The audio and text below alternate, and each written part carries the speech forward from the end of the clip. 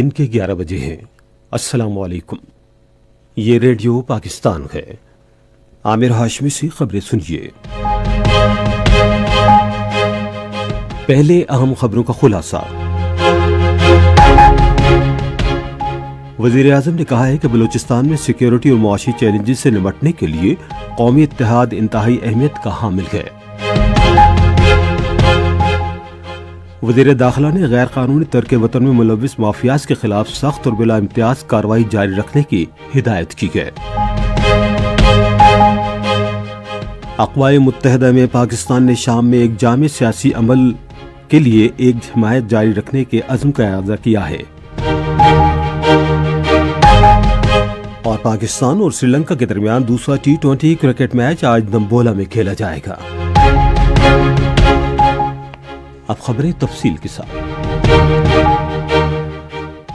وزیر اعظم محمد شہباز شریف نے بلوچستان کو ملک کا جغرافیائی دل قرار دیتے ہوئے صوبے میں امن و خوشحالی یقینی بنانے کے لیے حکومت کے عزم کا اعادہ کیا ہے۔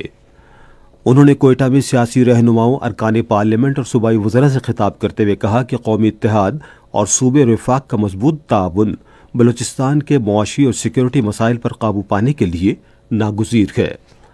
وزیر اعظم نے فتنہ الخوارج کی مذمت کی اور بعض ہمسایہ ممالک کی جانب سے دہشت گردوں کی اعانت پر افسوس کا اظہار کیا۔ 2010 کے قومی مالیاتی کمیشن ایوارڈ کا حوالہ دیتے ہوئے انہوں نے کہا کہ پنجاب نے رضاکارانہ طور پر اپنے حصے سے بلوچستان کو سالانہ 11 ارب روپے دیے، جو اب مجموعی طور پر 175 ارب روپے ہو گئے ہیں۔ انہوں نے تمام شراکت داروں پر زور دیا کہ وہ ترقی کے سفر کو صوبے کے ہر حصے تک لے جانے کے لیے مشترکہ حکمت عملی اپنانے کو یقینی بنائیں۔ وزیر داخلہ محسن نقوی نے غیر قانونی امیگریشن میں ملوث مافیاز کے خلاف بلا امتیاز سخت کارروائی جاری رکھنے کے احکامات جاری کیے ہیں۔ وہ اسلام آباد میں ایک اجلاس کی صدارت کر رہے تھے جس میں FIA کے امیگریشن شعبے کی کارکردگی کا تفصیلی جائزہ لیا گیا۔ وزیر داخلہ نے کہا کہ انسانی اسمگلنگ میں ملوث عناصر کسی رعایت کے مستحق نہیں۔ انہوں نے کہا کہ پاکستان کے نام پر ہرگز آنچ نہیں آنے دیں گے۔ محسن نقوی نے FIA کو امیگریشن قوانین پر مؤثر عمل درآمد کی ہدایت کی اور زور دیا کہ ایئرپورٹس پر امیگریشن چیکنگ کے نظام کو مزید مؤثر بنایا جائے۔ اجلاس میں پیشہ ور بھکاری مافیا کے خلاف کارروائیوں پر بھی غور کیا گیا۔ وزیر داخلہ نے پیشہ ور بھکاری مافیا اور ان کی پوش پناہی کرنے والوں کے خلاف مؤثر کریک ڈاؤن کا حکم دیا۔ خصوصی سرمایہ کاری سہولت کونسل کی بصیرت اور مربوط سہولت کاری نے پاکستان کے معیشت اور سرمایہ کاری مارکیٹ کو مستحکم اور عالمی سطح پر نمایاں کیا ہے۔ پاکستان اسٹاک ایکسچینج میں سرمایہ کاروں کی تعداد میں 41% اضافہ ریکارڈ کیا گیا، جبکہ گزشتہ 18 ماہ میں 1,35,000 نئے سرمایہ کار شامل ہوئے۔ پاکستان اسٹاک مارکیٹ دنیا کی بہترین کارکردگی دکھانے والی مارکیٹس میں عالمی سطح پر دوسرے نمبر پر پہنچ گئی ہے۔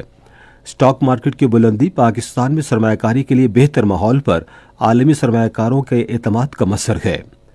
وزیر خزانہ کے مشیر خرم شہزاد کے مطابق پاکستان کے مضبوط معاشی ماحول نے ملک کو سرمایہ کاری کے لیے ایک پرکشش اور قابل اعتماد مرکز بنا دیا ہے۔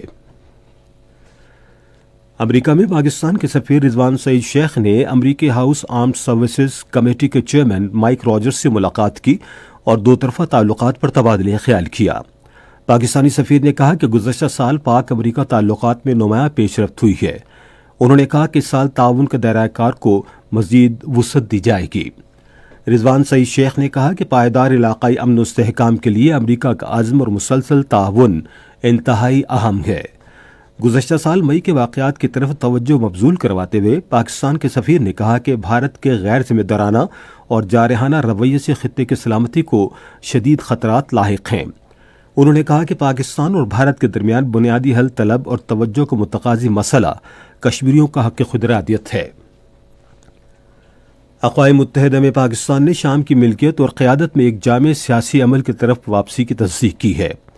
نیو یارک میں اقوام متحدہ میں پاکستان کے قائم مقام مستقل نمائندے عثمان جدون نے سلامتی کونسل میں ایک بیان میں کہا کہ ہم شام کے اتحاد، خود مختاری اور علاقائی سالمیت کی بھرپور حمایت کرتے ہیں، جو پائیدار امن اور استحکام کے لیے ضروری ہے۔ انہوں نے کہا کہ شام کے کچھ حصوں پر اسرائیل کے فوجی قبضے اور شامی مقامات اور تنصیبات پر مسلسل حملوں سے شام میں سلامتی کی صورتحال بری طرح متاثر ہوئی ہے۔ پاکستانی سفیر نے کہا کہ ہم عالمی تخفیف اسلحہ کے نظام کے ایک ستون کے طور پر کیمیائی ہتھیاروں کے کنونشن کو بہت اہمیت دیتے ہیں۔ انہوں نے کہا کہ ہم کنونشن کے اصولوں کی پابندی اور اس کے مکمل، مؤثر اور غیر امتیازی عمل درآمد کی حمایت کرتے ہیں۔ پاکستان اور سری لنکا کے درمیان 3 T20 کرکٹ میچوں کی سیریز کا دوسرا میچ آج دمبولا میں کھیلا جائے گا۔ میچ پاکستان کے معیاری وقت کے مطابق شام 6:30 بجے شروع ہوگا۔ پاکستان کو سیریز میں 1-0 سے برتری حاصل ہے۔ اسی کے ساتھ خبریں ختم ہوئی۔ مزید خبروں اور تجزیوں کے لیے ہماری ویب سائٹ پر radio.gov.pk اور فیس بک کے link radio Pakistan news official پر براہ راست ویڈیو اسٹریمنگ بھی ملاحظہ کیجیے۔